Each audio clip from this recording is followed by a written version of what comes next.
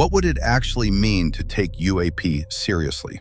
Not as entertainment, not as belief, and not as something to dismiss outright, but as a phenomenon that exists somewhere between observation, uncertainty, and incomplete theory.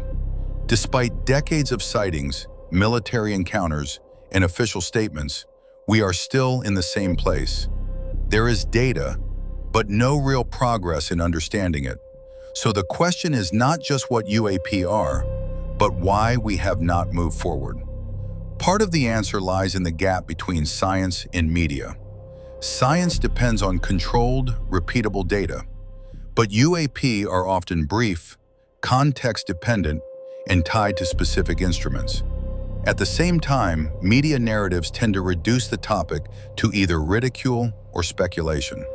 That leaves very little space for careful, serious analysis. Then there is the constant demand, show us the evidence. It sounds reasonable, but in practice, it often stops the conversation. Because what kind of evidence are we expecting? UAP do not behave like controlled experiments.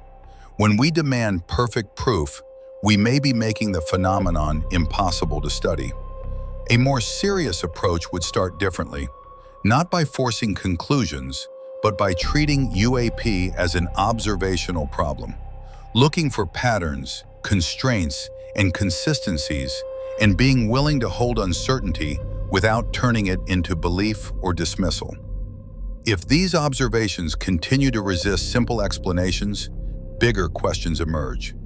Could motion work differently than we assume? Could it involve the structure of space itself? These are not conclusions, just directions worth exploring. If you want to learn more, you'll find links to the full series in the description.